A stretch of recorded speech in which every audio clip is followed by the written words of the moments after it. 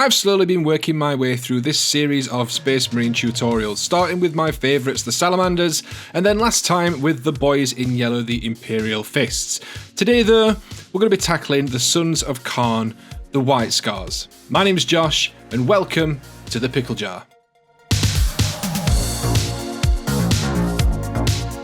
So yeah, White Scars are a fun chapter. Not one that I'd probably do on a larger scale, but certainly as a one-off model, this was a lot of fun to do. Mainly because of the way it forced me to paint a little bit differently than I would do normally.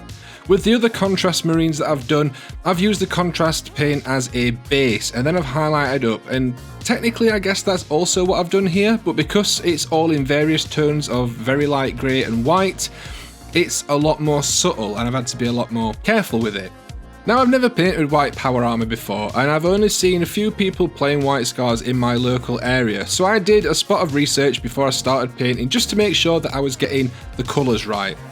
Once I was happy that I knew what I was doing, I got the model all built and put together and then got it primed, ready to paint. Now, I gave the model a coat of matte grey followed by a coat of matte white. Both of these sprays are from the Colour Forge range and both of them are absolutely fantastic. And I've been using the airbrush a lot recently, so I thought I'd use some spray can primers just to show you that this can be done without an airbrush. The reason that I use the grey and then the white is because the grey will stay in the deepest recesses, acting as a natural shadow, whilst the white covers up everything else, doing the majority of the work for us later on in the paint job. Now, once the primer had dried, I applied our contrast paint. Now, I doubt it'll be a surprise to anyone that we're using Apothecary White. Now, this isn't actually a white paint, it's more like a very, very light grey shade. Now, all I'm doing while I'm applying this is putting it all over the model and making sure to get it into all the recesses. The main thing to try and avoid when using contrast paints, as I always say, is not to let it pool on flat surfaces. If you apply too much, simply go back in with a clean brush and remove the excess paint. Now, if you do have an area where the paint has pooled a little bit too much, you can fix it later on, but it's best just to try and avoid it while you're painting it in the first place, rather than having to fix an issue later on. Once that's all on and dry, it's time to get to work putting the highlights back in. Now, for this, I'm using a slightly off-white, in this instance Ulthuan Grey, and then a pure white for the top highlights. Again, in this instance, I'm using White Scar. Now, I'm thinning my paint down quite a lot and I'm applying this carefully, making sure to leave the contrast paint in the recesses just to keep that depth on the model. Now, I get asked quite a lot exactly what paints I'm using during tutorials. Now, sometimes I'll include the names and sometimes I'll just say what kind of colour, like a dark brown or a light blue. And I think it's important for painters, especially if those newer to the hobby, to get out of the habit of trying to buy every single shade and every single colour of brown and buying exactly the same pot as what other people have told you to use in tutorials, because you're not going to get the same results, even if you buy the same paints as what people are using. You'll grow much more as a painter if you learn to mix for different colour tones. Now, I understand the convenience of having different colours in pots already mixed, but I think it's definitely something that you should think about if you don't do it already. If you need to pick up any hobby supplies at all, then you can use the link down below for Grim Dice Tabletop Gaming in the description below. Not only do you get yourself some lovely new hobby materials, but it also helps to support the channel, as that is our affiliate link.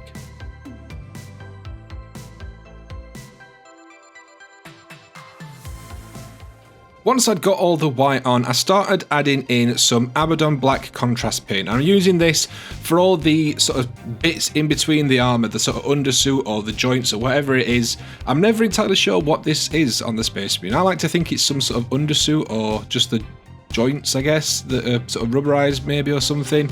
I've no idea. Whatever this is anyway, I'm using Abaddon Black contrast paint. Just to put that in, it goes on absolutely fine over the top of the white. You really don't need to do anything else to this. The only thing that I would say is just to be careful, because obviously you're putting black paint over the top of white and... oh, I forgot to drill the gun barrel. Oh, God. Stop looking! So as I was saying, I would just be careful while you're applying the black contrast paint over the top, because it can go everywhere and it can stain your white really easily. And then it's a bit of a pain to have to try and cover up afterwards. So all I'm doing is going around all the black areas, the joints between the armour, the gun, and just painting them all in black just to give that a nice dark base coat. With that bit out of the way, it's time to move on to the red sections and a little bit of freehand. Now for all the red areas, I'm starting out with a base coat of a sort of reddy brown, applying 2 or 3 thinner coats just to make sure that I've got full coverage. Painting over white is always a bit of a pain, so if you make sure that your base coat is solid, you'll have an easier time later on. Now white scars have a lot of freehand work on them, and that's not something that I'm super confident with. In the interest though of making this look like a white scar, I'm going to have a go. Now I dove in, adding a few angular designs across the model. They're not the best, but they will do. Now the key to this is just to do the outline first and then fill in the area afterwards, using a brush with a good tip on it and work slowly. If you go a little wonky, you can always tidy it up, so just take your time and have fun with it. Once the base layer is down, I took a mid-red followed by a brighter red just to bring those areas back up and really help them stand out against the stark white armour.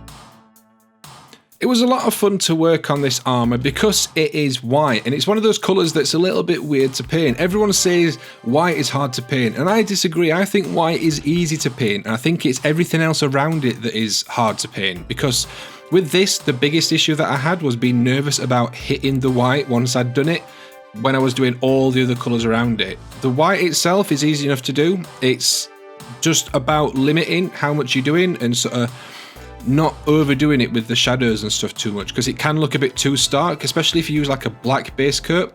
I think it's better to use a grey and then a white. It gives that nice transition and it's not too stark and too high in contrast, if that makes sense.